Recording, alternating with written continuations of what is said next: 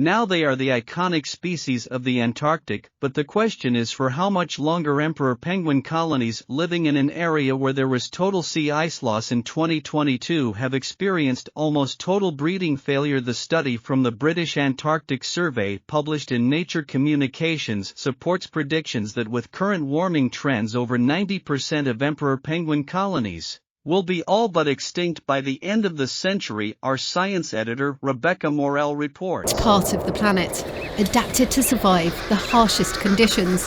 But for emperor penguins, the sea ice that they depend on is vanishing. And this year has seen a record melt, leading to a catastrophic loss of chicks. This is really a sign of things to come. We expect that emperor penguins are going to really suffer with climate change. And this is really poignant because most of these penguins will never have seen a human being in their life.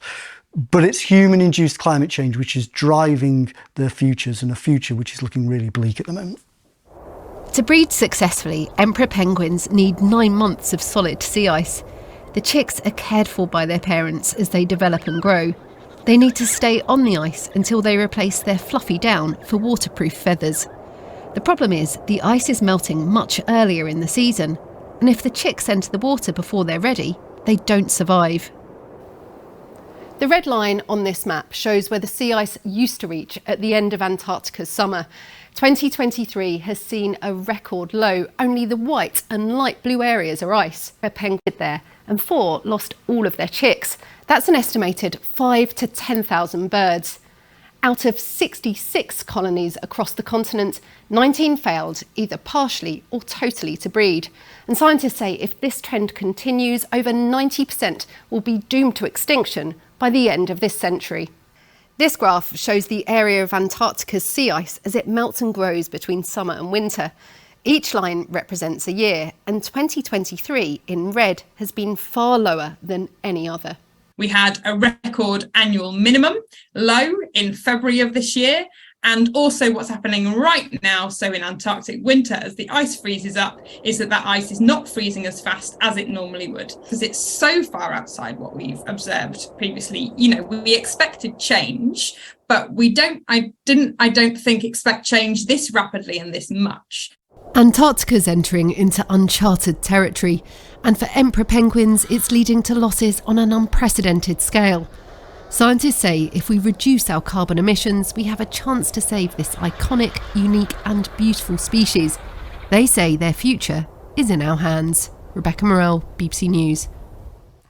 Well, joining us now is Norman Ratcliffe, a seabird antics. Joining us, Norman, the figures are really stark, aren't they? 90% just in layman's terms. How do you reach the prediction? How has that figure arrived at? Well, the specific observations we've made as part of this study is that 4 out of 5 of the colonies in the Bellingshausen Sea failed, so that's the first time we've seen a regional loss on this scale. Previously we've seen isolated events where individual colonies have failed. In terms of looking forward, there's a lot of modeling. Addicts what's going to happen to sea ice and how our penguins may respond, but this study provides a first empirical evidence that widespread failures can occur, so we could be looking at an example of what a future Antarctica could look like and just explain why the sea ice levels are so significant. To nest upon, and that has to last until at least December, early December. Because at that stage, the chicks acquire waterproof plumage and they fledge and they can be self-sufficient. If it breaks up any earlier, those chicks will fall into the water and drown, or they drift away on ice floes and they'll starve. So this is extensive sea ice losses are a big problem for emperor penguins. And is there anything feasibly that can be done to reverse this? How practical are any steps to change this? Emperor penguins, they nest in very remote locations, so they've never really been exposed to hunting pressures. They're not affected by competition or incidental mortality in fisheries. There's very small amounts of tourist disturbance, which is probably insignificant. So the only thing that really impacts on them is climate change. So addressing the climate crisis is the main action that's going to benefit this species. And you obviously are very experienced at these sort of surveys and this sort of analysis. How does this compare with what you've come across before? Because to the inexperienced observer, it does seem really dramatic, a warning, doesn't it? To put this in context, in the same region, in the past 4 years of the 5 colonies, we only saw 1 of these types of failure. But in this year, we saw 4 failures out of the 5. So as far as we know from the satellite records we have.